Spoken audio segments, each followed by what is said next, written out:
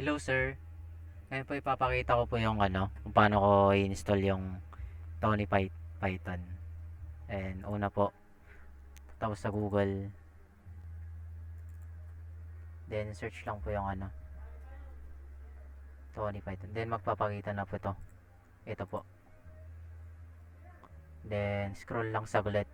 Then punta dito, IDE for beginners. Then ito na po yung version niya. Then click nyo lang po yung Windows. Then install nyo yung naka-recommend, mas maganda. Ito yung pipiliin ko. Then pag downloading na, then pag tapos na, punta lang tayo sa file.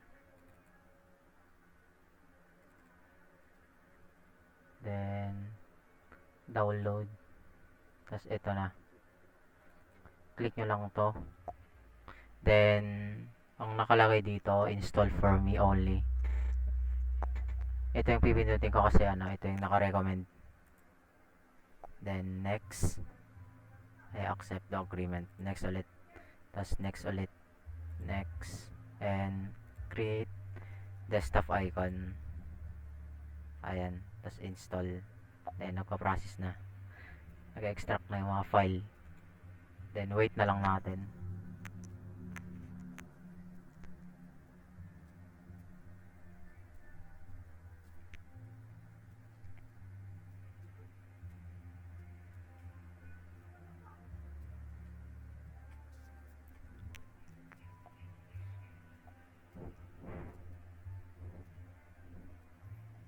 Wait na lang natin.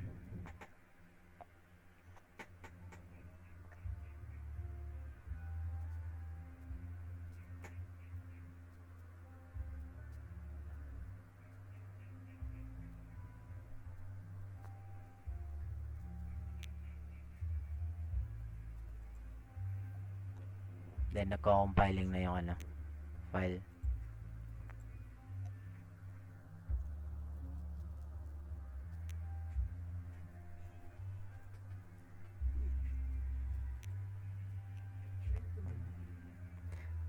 Then finish na po. Tapos click na lang natin yung Tony.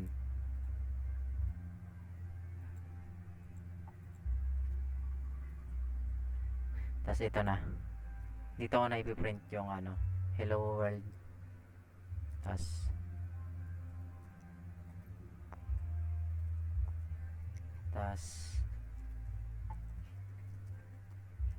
hello world.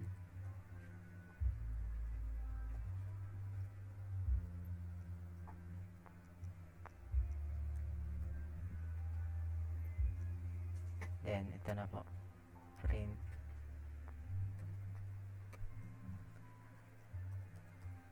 Print ulit, tas yung pangalan ko ilalagay ko dito.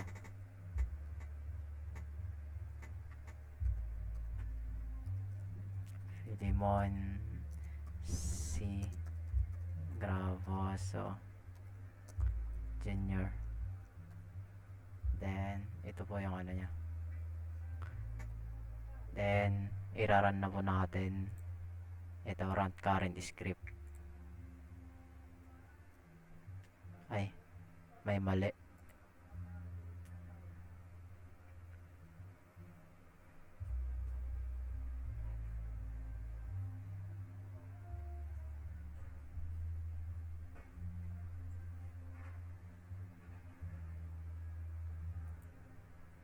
Ayun pala, kamali lang then run natin ulit, run current script. Ayan na, ito nakakalabasan. Then kung gusto mo naman ng mabilis pag iraran mo, click mo lang yung F5. Then ayan, hello world. Then yun lamang po. Thank you po.